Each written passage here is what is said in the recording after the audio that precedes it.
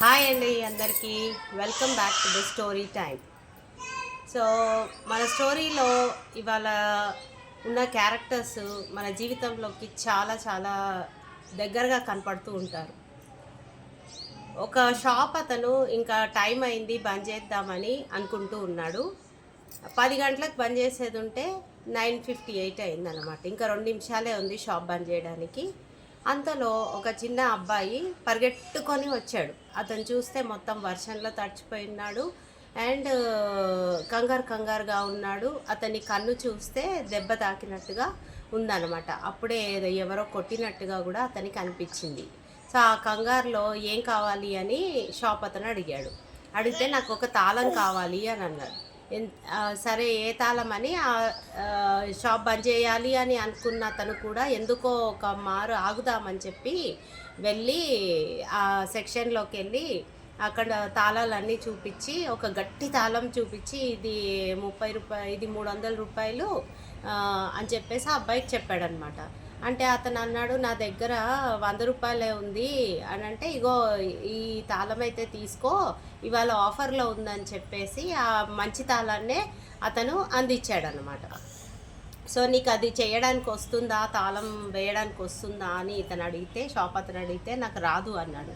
అయితే నువ్వు ఆగు అని చెప్పి ఆయన షాప్ బంద్ చేసి ఆ అబ్బాయిని ట్రక్లో తీసుకొని వెళ్ళి వాళ్ళ ఇంటి దగ్గరికి వెళ్ళి చూసేసరికి ఆ డోర్కున్న తాళం పగిలిపోయి ఉండి ఆ డోర్కి కొన్ని దెబ్బల్లాగా కనపడ్డాయి అన్నమాట.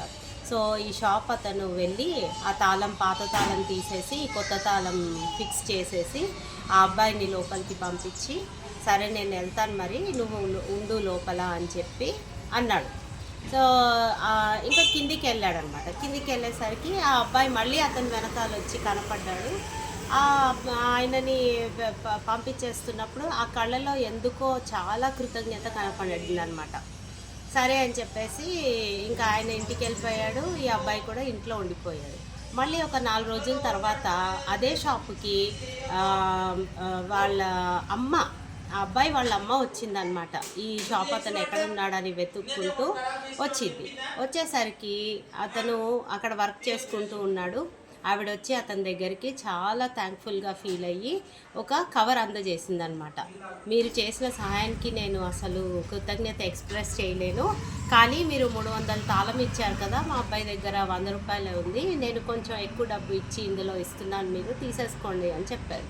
అంటే ఆ షాప్ అతనే లేదమ్మా వద్దులే ఎందుకు అనేసి అన్నాడు. అంటే లేదు, నేను మీరు సహాయం చేసింది నాకు మీరు ఎంత సహాయం చేశారో మీకు అసలు ఊహకు అందదు. మా హస్బెండ్ చాలా చెడ్డవాడు, మా ఇద్దరిని కొట్టి అలా చేశాడు. మీరు ఆ రోజు వచ్చి అంత మంచి తాళాన్ని ఫిక్స్ చేశారు కదా, దానివల్ల నా కొడుకు నేను పేపర్స్ తెచ్చుకునేంత వరకు కోర్టు నుంచి నాకు సేఫ్టీగా ఉంచారు, మీరు ఎంత పెద్ద సహాయం చేశారని చెప్పి చాలా కృతజ్ఞత ఎక్స్ప్రెస్ చేసేసి తను అక్కడి నుంచి వెళ్ళిపోయిందనమాట. అందులో ఒక లెటర్ కూడా ఉంది. అంకుల్ మీరు తాళం ఫిక్స్ చేయడం నేర్పించారు కదా, నేను ఇంకో 3 కూడా అలాగే తాళం ఫిక్స్ చేసి ఇచ్చాను, నేను చాలా బాగా నేర్చుకున్నాను, థ్యాంక్ యూ సో మచ్ అని చెప్పి అందులో ఒక చిన్న లెటర్ కూడా ఆ అబ్బాయి అక్కడ పెట్టాడనమాట.